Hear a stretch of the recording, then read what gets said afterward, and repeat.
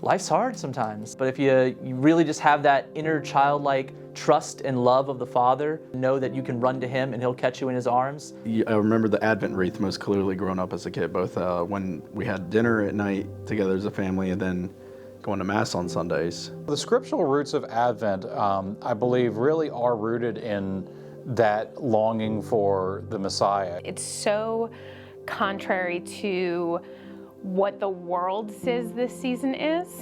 It starts with you. You have to like yourself. You have to have hope. You have to want to love. You have to want to see Christ in others. One of the things I really like to do during Advent is create some space for some additional devotional time. Advent used to be, in the 4th century, it was like 6 weeks long, and there was fasting, and it was thought to be like a different Lent. The idea is that over the course of the year, we should hear about the entire history of the church. And so Advent is the new year of the church. It has a twofold purpose. The first is it's remembering how long the Israelites in the Old Testament waited for a Messiah. And it traces salvation history kind of through the Old Testament all the way up until the birth of Jesus.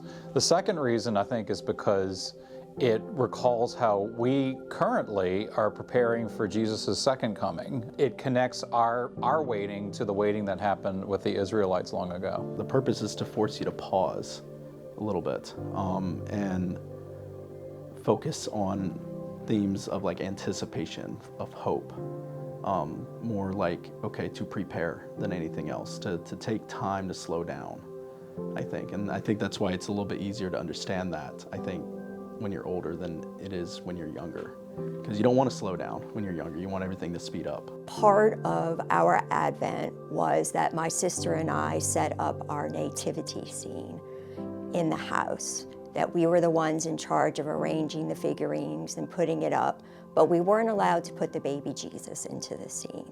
And it wasn't until the very first thing on Christmas morning that we were allowed together, my sister and I, to put the baby Jesus in the nativity and complete the picture. And I think that was a good lesson of what Advent was about, that in my house we regularly made a place for the baby Jesus to show up, and we waited for the celebration of Christmas.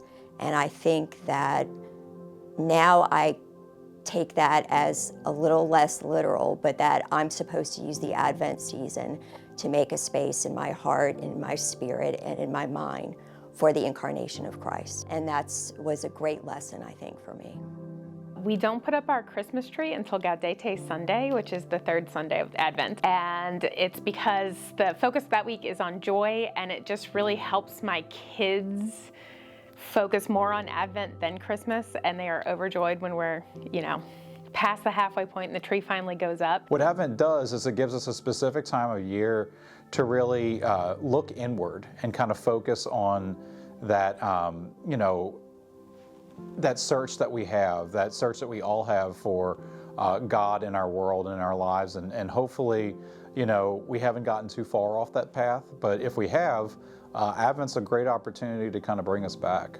My biggest advice is we all love the joy and the presents and the parties and all that stuff about Christmas, and that's great, but we need to take the time to prepare ourselves and remember how we get to there. Remember that it's this process of Mary going through this journey of trust and love of the Lord, of carrying this child inside of her, and all the hardships that had to be endured to then bring forth Jesus into this world for us. December can just feel like this unending to-do list, but Advent is the exact opposite. It says stop and just wait, just sit and be still.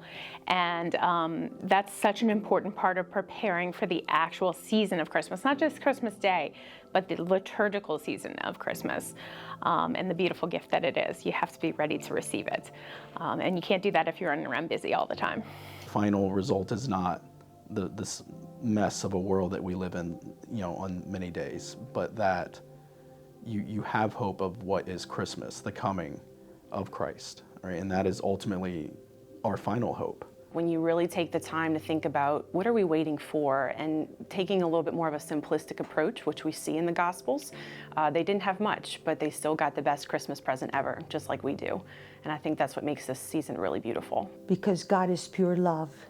And when we hold a baby in our arms, as Jesus is going to be at Advent and Christmas, when we hold a baby, we're holding innocence, we're holding goodness, we're holding anticipation, we're holding joy. And that is what Advent is for me.